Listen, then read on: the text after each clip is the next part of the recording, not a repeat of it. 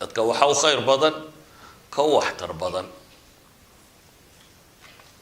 nabiga calayhi salaatu wasalaam baa mar kale isagoo jooga waxaa la keenay la sheegay nin dib qallooc qaniinay markii dib qallooc qaniinay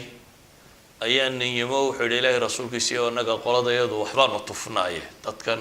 dib qallooca wax lagu tufaanu naqaanaa ku akrinaaye ma ku akhriyaa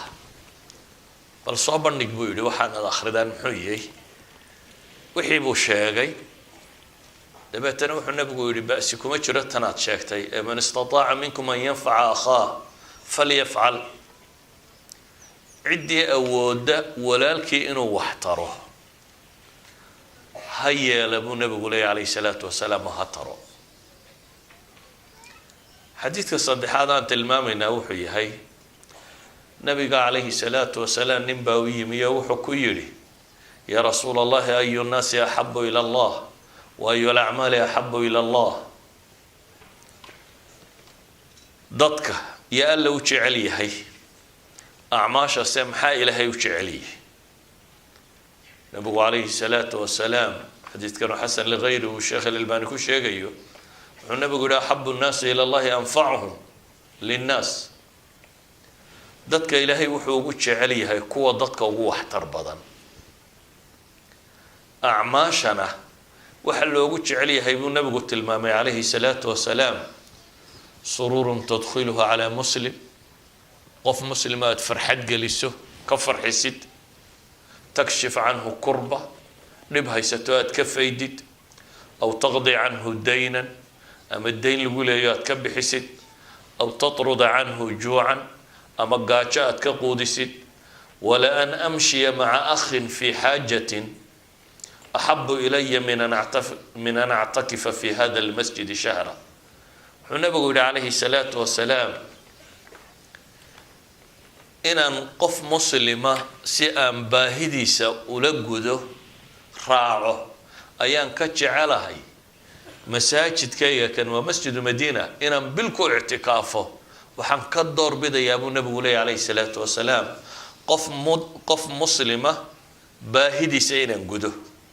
waman kadama gaydahu walow shaa an yumdiyahu amdaa malaa allahu qalbahu yowma alqiyaamati ridaa qofka cadhadiisa qarsada isagoo awoodi kara inuu guto guto kaana ilaahay qalbigiisa maalinta qiyaame raalli ahaanshiyuu ka buuxiyaa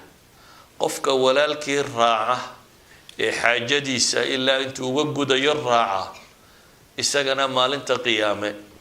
ee aanay bini aadamku sugmi karaynin baa ilaahay subxaana wa tacaala gomadiisa sugaa saddexdan xadiid aan akhriyey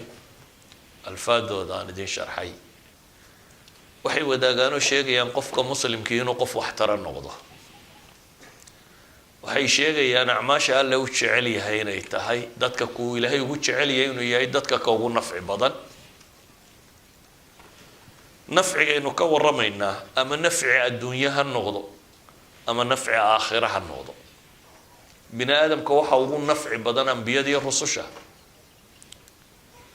waayo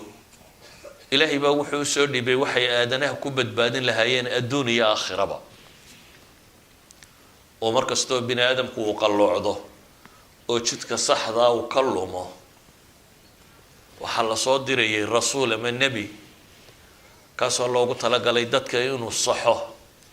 oo noloshooda adduunyo wixii ka qaldamay inuu u toosiyo noloshooda aakhiro wixii ka qalloocdayna inuu u toosiyo